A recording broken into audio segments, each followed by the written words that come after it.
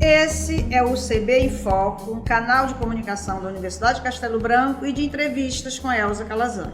Nosso convidado de hoje é o professor Vaneir Inocêncio Bezerra. Ele é médico veterinário e mestre em ciências biológicas e é também o coordenador do curso de Medicina Veterinária do campus Realengo. Você sabe o que é humanização ou antropoformismo? É quando atribuímos características humanas aos animais de estimação, sejam elas físicas, emocionais ou comportamentais. E isso vem acontecendo no mundo inteiro. Mas, como os profissionais de saúde veterinária entendem essa questão? Qual é o nome do seu pet? Você é daquelas pessoas que chama seu bichinho de estimação de paçoca, rajada? Ou seria melhor Meg, Lady, Luke ou Homem de Ferro? Ao longo da evolução da sociedade, os animais, especialmente os cães e os gatos, deixaram de ser considerados apenas como animais de estimação e ganharam nome e tratamento humanizado. Grande parte deles agora, dessas pessoas que cuidam, são chamadas tutores. Grande parte desses tutores consideram seus pets como membros de sua família. Dividem cama, cobertores, além de atribuírem características humanas, como falar e sentir frio. Os tutores acabam se apegando aos cuidados exigidos, esquecendo os instintos naturais do animal. Alimentá-los com comida humana faz bem? Será? O uso de sapatinhos, vestuário, brinquedos e acessórios permite que seus pets recorram aos instintos naturais? Esses e outros assuntos nós vamos debater nesse episódio e vamos falar com o professor Vaneir sobre a humanização dos animais domésticos. Será que tratar o pet de forma humanizada faz mal ou não à saúde do bichinho? Professor, muito bem-vindo.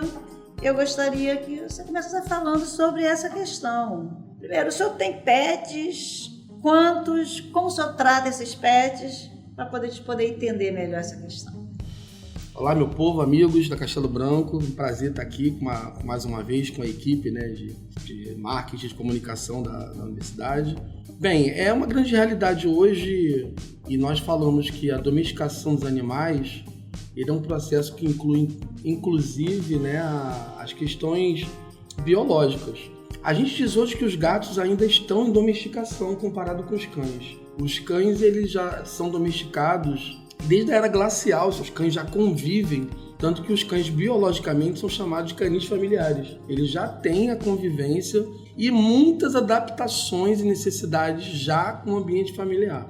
Os gatos, por sua vez, eles estão em processo de domesticação. A dos gatos aconteceu quando os egípcios pararam na beira do rio Nilo e aí o gato africano começou a conviver, né, porque os egípcios eram nômades e por causa do rio Nilo eles deixaram o nomadismo e criaram a civilização egípcia, no qual os gatos são idolatrados até hoje, né? São assim, para ter ideia, tem pirâmides com gatos lá, uma pirâmide chamada de Bubastis, né?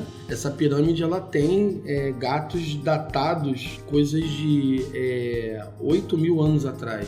Aí eu tô falando do gato com 8 mil anos atrás e o cão com 500 mil anos atrás. Uma diferença muito grande. Biologicamente, os gatos não têm algumas enzimas digestivas, não têm aquele comportamento diretamente familiar, apesar de serem muito meigos, muito amáveis, com necessidade, eles têm necessidade conosco, eles sentem a nossa falta, ao contrário do que algumas pessoas acham, né? Cão não, cão é dado, não tem que discutir aqui sobre a relação do cão aos seres humanos, mas os gatos hoje têm ganho muito respeito dentro das famílias por isso. E aí, você colocou uma coisa que eu achei interessante, né? A gente não fala mais como médico veterinário, por exemplo, dono do animal, proprietário, né?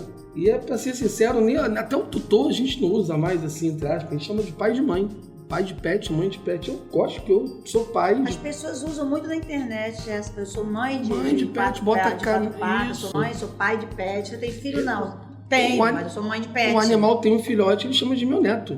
O animal que você tem um filhotinho, aquele filhotinho você chama de neto. É uma coisa assim, muito normal. Eu diria que não é nem uma coisa assim, uma amorosa, não. Isso nós chamamos hoje na medicina veterinária de família multiespécie. Então as famílias são multiespécies. Que multiespécie? Que as pessoas não têm só cão ou só gato. As pessoas têm cães, gatos e às vezes pássaros, às vezes chamados pets não convencionais, que aí entra hamster, entra coelho, entra porquinho da Índia, anda furão.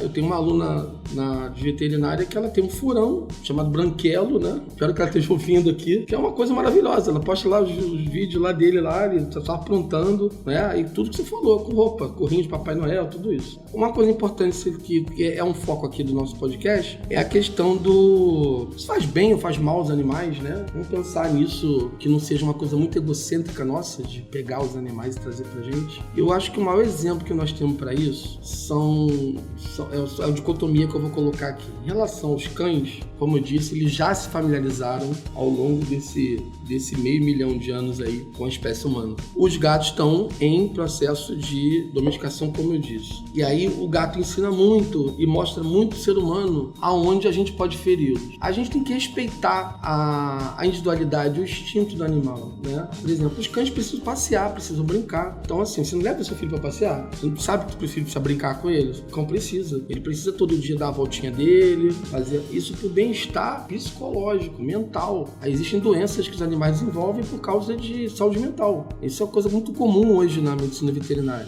Então, o animal está com uma coceira porque está estressado, ele está se lambendo porque ele está passando por um processo de estresse e muitas vezes é a falta de atenção, né, da família multiespécie. E os gatos não, os gatos têm suas necessidades muito ainda de instinto animal. Os gatos gostam de caçar, os gatos eles são exploradores, gostam de explorar. O gato ele precisa gastar energia, gasta muita energia. Você olha, quem tem gato você sabe disso. Às vezes você tá quieto num canto, daqui a pouco o gato ele dispara de um lado pro outro. Aquilo ali é como se ele tivesse uma energia acumulada. Apertasse aquele botão lá do Velozes e Furiosos, ele saísse correndo, que ele acumulou muita energia, ele precisa estar gastando essa energia. A gente aconselha hoje que realmente os gatos sejam chamados indoor, eles sejam domiciliados sem ter que ir pra rua. Não é saudável o gato ir pra rua do ponto de vista de sobrevida dele. Porque na rua ele pega algumas doenças, inclusive de outros gatos, como a própria AIDS felina, que a gente chama de Filme-Felve. Ele pode ser atropelado, ele pode ser envenenado, ele pode brigar com outros animais, ele pode ser raptado, entre N coisas. Ele pode se perder e voltar mais. Ou se perder não quis voltar mesmo. Não é muito comum hoje ver as pessoas passeando com gato, né? Não, porque assim, você joga um negocinho pro cachorro, ele vai. O gato, ele vai julgar se ele quer ir ou não. Porque não é obrigação dele, só porque você jogou, ele ir lá. Então as pessoas têm gostado muito de gato e aprendido muito com isso. Eu sou muito suspeito de falar de gato, sou gateiro, né? Lá em casa nós temos, teoricamente, os mais velhos lá de casa, eu tenho 3 gatos, né? Tem a Natasha Romanoff, tem o Oliver Queen e o último lá que apanhou de todo mundo quando chegou, inclusive do casal de poodles que eu tenho. Ninguém gostava desse gato e a gente botou o nome de Cris, né? Porque todo mundo deu Cris. Vamos fazer um retrocesso aqui. Eu comecei ele perguntando quantos pets o senhor tem e qual o nome desses pets. Eu já vi que os gatos são egocêntricos, né? Você tem cachorro, cão também? Tem, um casal. Então, quais são os nomes? Peter Parker e Casquinha. É um casal de poodles. Todos os cães acham que são gente, né? Os poodles têm certeza absoluta. Você percebe muito isso na natureza do poodle. A menina, qual é o nome? Casquinha. Eu tô tanto celebridade, a gente pensando em colocar um nome, né, da linha de super-heróis, coisas desse tipo, da casa, né, da Torre Stark. E aí alguém apareceu e disse assim, olha essa filhotinha, a orelha dela é caramelo e branco, parece a casquinha de sorvete lá do shopping. Aí Casquinha é apelido quando pega, a gente não tem jeito, entendeu? Mas é muito comum o nome de pet, assim que você falou, pipoca, paçoca, né, caramelo, então.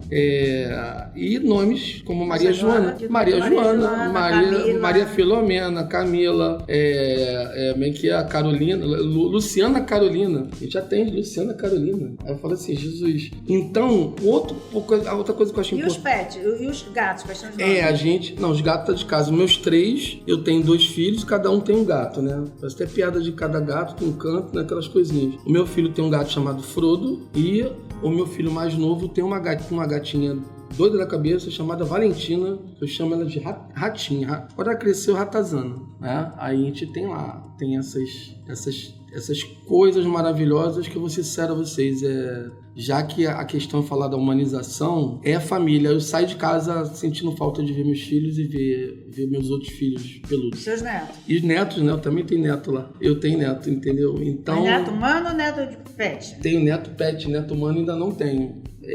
Posso ter mais um ou outro neto humano, vai ser muito bem-vindo, vou ficar feliz. Vou estar aqui, mas... Professor, a que o senhor atribui essa humanização dos animais domésticos? Tem assim um ponto, eu sei que isso é um assunto global. Países como a Alemanha, por exemplo, eu sei que são muitos outros países, mas a Alemanha eu falo com propriedade que é um país que eu conheço, que eu vivi.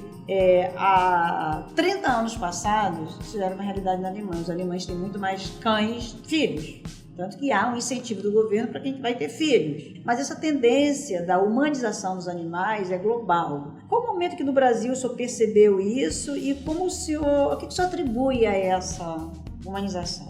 Então, esse fenômeno da humanização. Excepcional colocação, e eu acho importante a gente começar a concluir essa pergunta mostrando o histórico da medicina veterinária no Brasil, né? Que a medicina veterinária do Brasil ela veio com força nos anos 60, quando houve aquela pequena transição do agropecuária com a indústria, né? Houve muita migração da gente do campo para a indústria, muitas músicas naquela época. Aquele fenômeno dos 50 anos em 5, em 50 do anos, exatamente. Criação de Brasília. Posso citar, citou tudo, posso citar os anos Juscelino Kubitschek, a música Trem das 11, nunca ninguém percebeu. O Trem das 11 é alguém que mora no campo e trabalha na cidade, né? Então essa extensão rural, ela trouxe fortemente a medicina veterinária. Tiveram algumas leis verde, lei do boi, que incentivaram, inclusive, os profissionais, os filhos de fazendeiro, a fazer essa faculdade de veterinária. Então a veterinária nasceu como uma ciência agrária.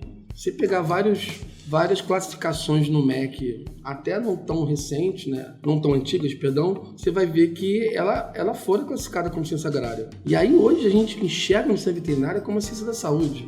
Então, nesse gap está a resposta da sua pergunta, onde aconteceu essa humanização? No momento em que as pessoas, por questões de afetividade, eu diria que o primeiro ponto foi a afetividade. O segundo ponto foi os benefícios passivos, né? Mesmo que as pessoas não percebam, que os animais trazem hoje para nós. Muitos estudos científicos mostram a importância desses animais na questão da saúde mental, da saúde afetiva, da questão de objetivos, né, na vida. Hoje, eu recentemente dei uma palestra sobre terapias, hoje são feitas com assistida para animais, com crianças com autismo, crianças com transtornos, né, de atenção, hiperatividade,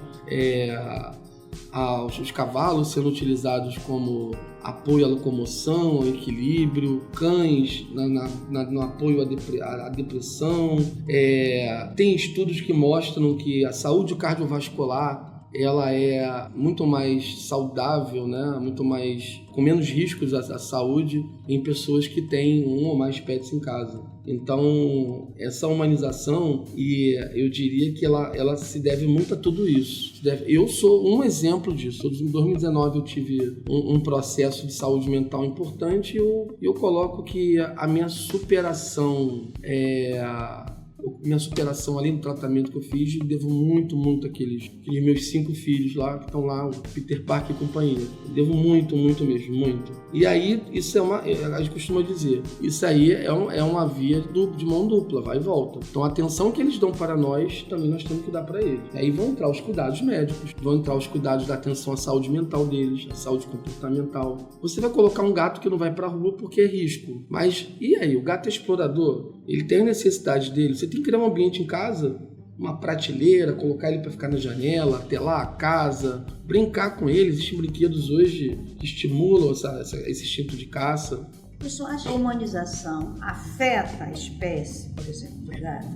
Ou Então, teoricamente eu diria que sim, mas se a gente parar para pensar, eles são animais que estão em processo de domesticação. E cada vez que a evolução dessas espécies vai passando por uma fase posterior, vai subindo uma etapa nessa domesticação, esse tipo de possível dano ele vai diminuindo. Porque, como eu estava falando do gato, me permita que eu acho falar de gato não por questões de gosto pessoal, mas porque exemplifica bem essa temática. Você para e pensa assim, poxa, eu vou prender meu gato, vou tirar dele o direito da liberdade que ele tem. Sim, é um ponto negativo disso aí. Mas o ponto positivo é que um gato que vivia até, em média, 7, 6 anos, hoje tem gatos que vivem já 18, 20 anos de idade. Por causa de todo esse tipo de bem-estar que a própria sociedade está trazendo em relação à alimentação, em relação à medicina, em relação à educação de como cuidar, do que fazer, né?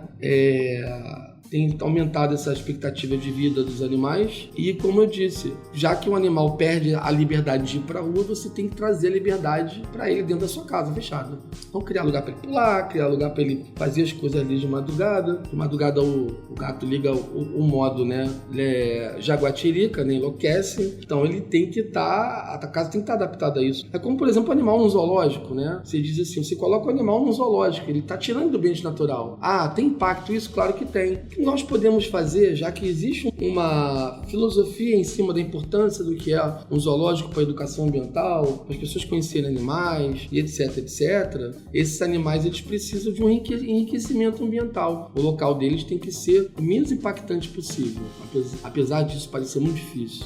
O gato é um animal noturno, é isso? O gato ele tem hábitos noturnos. Ele não dorme? Ele dorme 11 horas por dia, 12 horas por Mas dia. De dia? Ele dorme muito de dia. Tem um hormônio nosso, me permita aos amigos aqui que são estudantes de veterinária, né, meus pupilos, tem um hormônio chamado cortisol, né, que é o hormônio do estresse, que aumenta em nós, seres humanos, e nos cães, por exemplo, durante o dia. Nos gatos, esse hormônio ele aumenta à noite. Até medicamentos, por exemplo, quando a gente fala em corticoide, né, anti-inflamatórios, o critério para usar na gente não pode mexer nesse ciclo do cortisol. Com os gatos você pode usar à vontade porque o ciclo de cortisol deles é diferente. Então, assim, essas peculiaridades, inclusive clínicas, fisiológicas, elas são muito interessantes mesmo na gente mostrar no dia a dia. Então, o gato, ele desperta muita energia, é um animal enérgico. Quando o filhote, então, é uma coisa impressionante. Eu digo que todos os filhotes, no geral, né, inclusive da espécie humana, né, tem batimento cardíaco aumentado, aquela energia toda, mas os gatos, em especial, você tem um animal que salta, um animal que dá quase, só falta dar cambalhota, um animal que vira a cabeça praticamente para trás. Tem músculos que não existem no nosso corpo, no corpo humano. Então, você vai almoçar hoje, você fala de comida, né? É saudável dar comida humana? Não.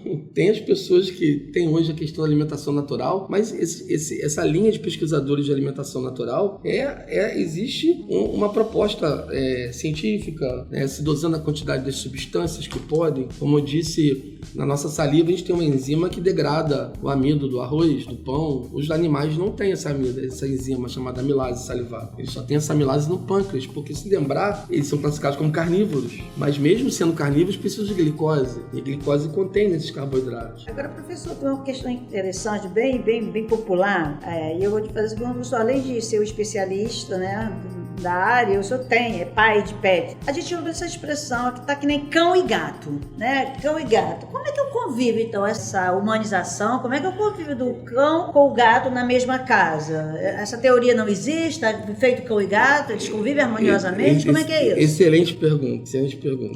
A gente costuma dizer o seguinte, né? Esse processo de humanização, ele está acompanhando todos os conceitos estruturais da sociedade, né? A gente fala muito de machismo estrutural, racismo estrutural. Então tem esses conceitos também, inclusive com o próprio gato. Você tem esses conceitos, né?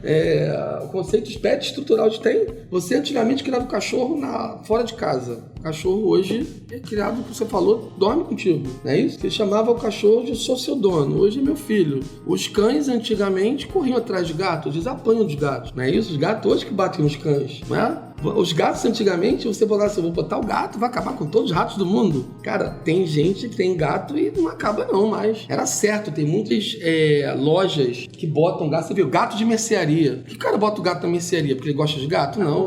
Ele tem um funcionário ali que dignamente os egípcios idolatraram os gatos por causa disso. Você vê por que aconteceu a humanização. Os egípcios, eles tinham muito a peste bubônica. A peste foi uma das pragas do Egito. E aí a peste é transmitida por quem? Pelo rato. E aí com a vinda dos gatos, os casos de peste diminuíram. E tem uma outra coisa assim fenomenal que os historiadores falam, que aí também entra a questão da fé, da religião. O deus dos egípcios é o sol. E qual animal que lembra o sol, aquela coroa que a gente viu aqui sendo? Os leões, né? Você vê que o egípcio tem muitas estátuas de leões, né? E qual animal doméstico que aparece com o leão? Aí sim, agora os gatos. Entendeu? Aquela pintura do egípcio, nunca perceberam? Aquele tracinho, pontinho, aquilo ali é um trejeito de um olhar felino, né? Aquelas imagens, né? De Ísis, Anubis. E aí o que aconteceu? Os gatos foram vistos como presentes de Deus, foram invejados por sua elegância, invejados pela sua independência. Por isso que as pessoas bonitas hoje, vocês falam, é um gato Exatamente. E é uma gata? Eu acho que as pessoas falam assim,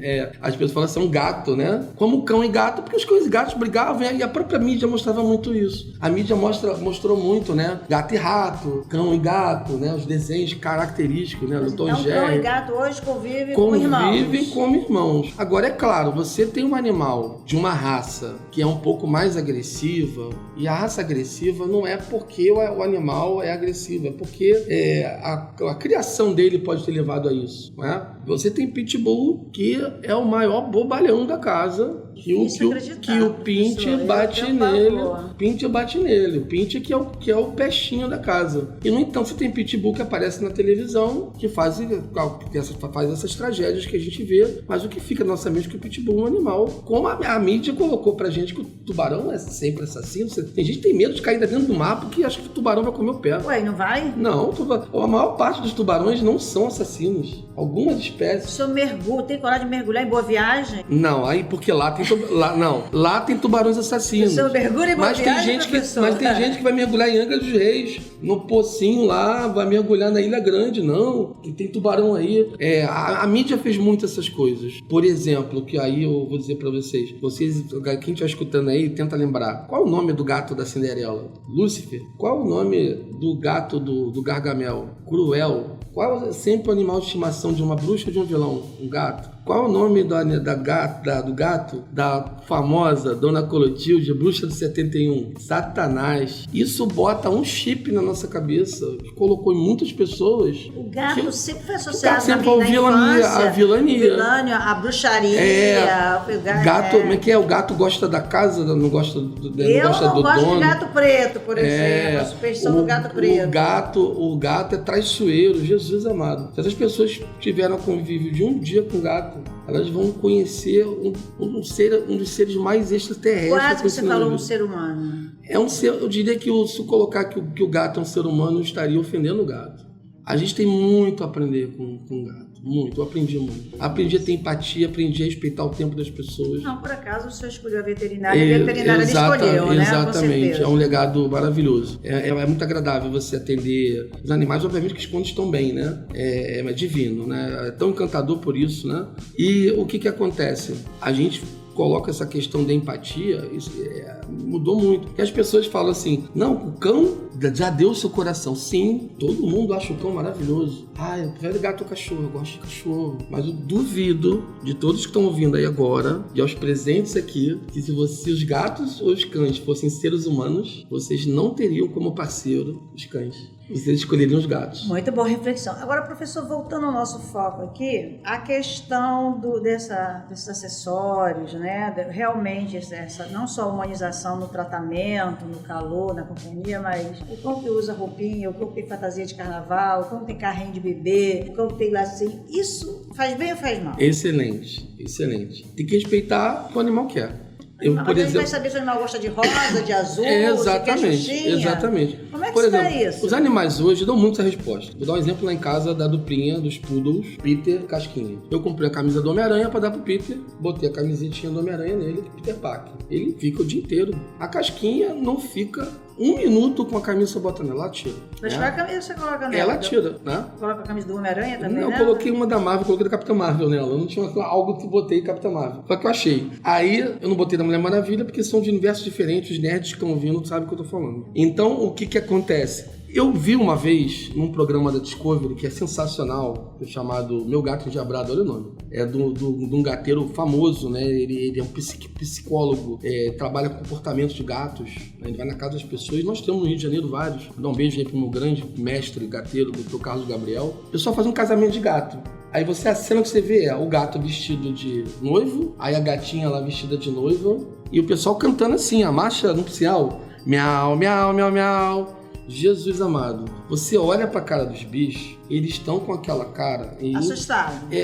Eu diria que não existe um termo no nosso vocabulário, no dicionário, que não ultrapasse o limite do que a gente chama de palavrão, de nome feio, de interjeições não delicadas, né? Você percebe com o animal. Agora, animais dão sinais, como eu disse, né? O cachorro dá muito sinal de estresse com alergias, com coceiras, com diarreia. Agora, por exemplo, gatos têm uma doença chamada cistite idiopática felina, chama de CIF, que ele começa a liberar sangue na urina, a gente faz todos os exames, dá tudo normal, e a gente constata que a CIF ela é causada por algum estresse do gato em relação à sua conduta. Então, assim, você trouxe uma pessoa nova para casa, então uma pessoa morando com você e não se adaptou, não gostou da pessoa. Ou você passa o dia inteiro fazendo coisas com ele, colocou as roupas, por exemplo, acessórios, ele não gosta disso e ele tem essa somatização com esses sintomas clínicos, por exemplo, sai sangue na urina. Existe veterinário psicólogo para... Existe,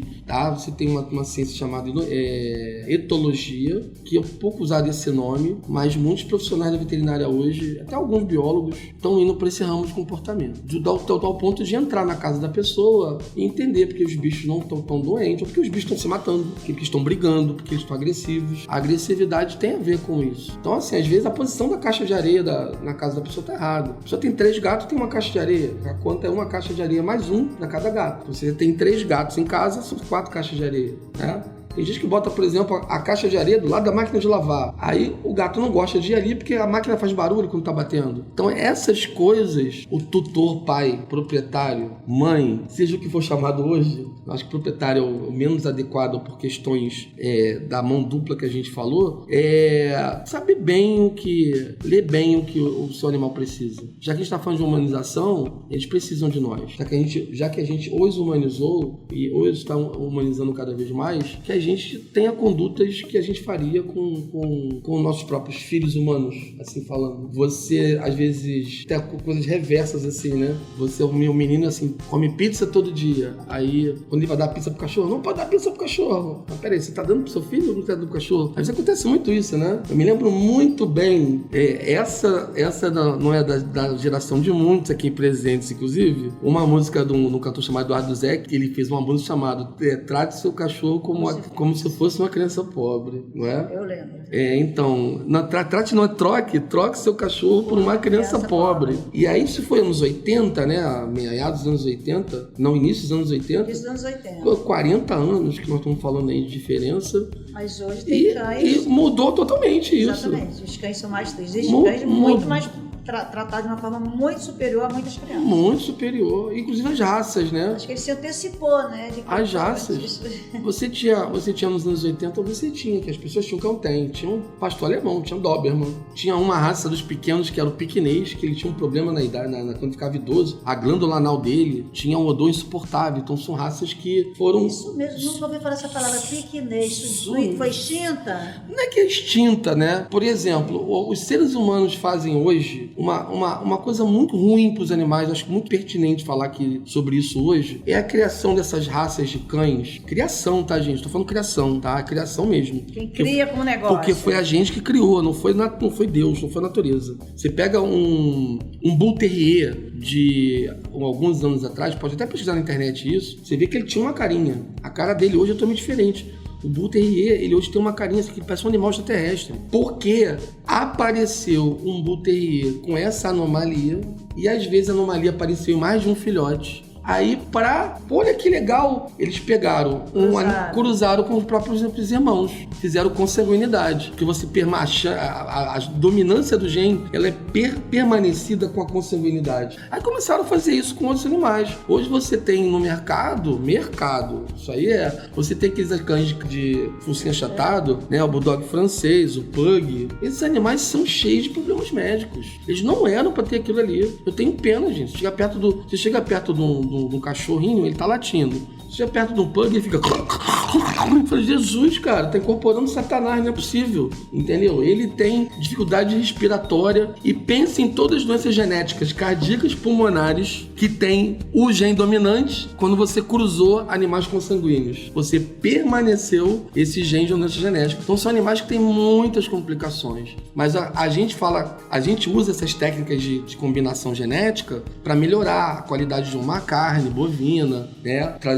Criar um animal, um bovino que aguente mais o calor aqui das Américas. Mas aí usaram essas técnicas genéticas chamadas de melhoramento para estética. Esqueceram da saúde do animal, e aí é uma das coisas que a gente tem que colocar como efeito colateral ruim dessa questão da humanização. Eu diria que é o comércio. Você tem muita raça hoje bonitinha, muita raça assim, assado. Você tem filhotes de gato hoje que custam mais de 10 mil reais. Aquele gato tigradinho, né? O sonho da minha vida, que é um gato chamado Bengal. Você vê, são animais caríssimos. Aí a gente para e pensa, poxa, legal, você pegou um animal desse caríssimo por causa do quê? Estética. Excelente reflexão, gente. Muito bom seu papo descontraído, trouxe muito conhecimento pra gente. Professor, eu queria que o senhor fizesse suas considerações finais, falando sobre um tema, deixando um alerta, todas essas dicas que o senhor já deu, essas orientações, né, para quem tem pai, mãe ou tutor de pets, a questão dos maus tratos. Isso é uma realidade. Você ouve as políticas, os protetores dos animais, as legislações, muito focada nisso. O senhor, como conhecedor, como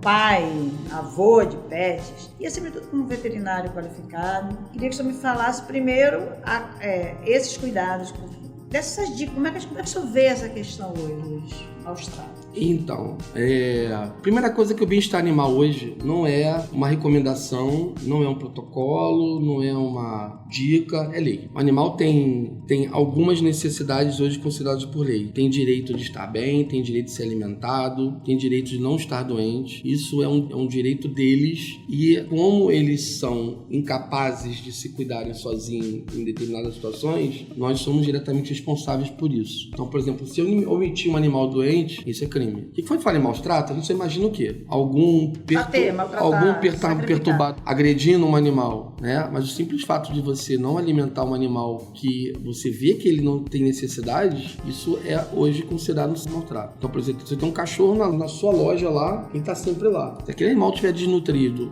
e você omitir aquilo ali, é considerado um maltrato. Porque tem muita gente que fala assim, eu não gosto de bicho, mas eu não faço mal. Não fazer nada é fazer mal. Eles precisam. Eles estão ali porque a gente trouxe. É um legado da humanidade. Assim como a Organização Mundial da Saúde garante que a saúde é um dever do Estado, o ser humano, o homem, tem direito à saúde.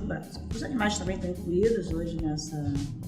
Existe uma legislação que inclui o animal na OMS? Eu sou médico veterinário, eu não sou advogado, mas você tem órgãos públicos hoje que recebem isso, na própria Polícia Ambiental. Você vê que tem na instituição do governo hoje Secretaria de Proteção... Secretaria de Bem-Estar Animal, tive até uma professora... Nas casas legislativas tem a Comissão de Direito dos Animais...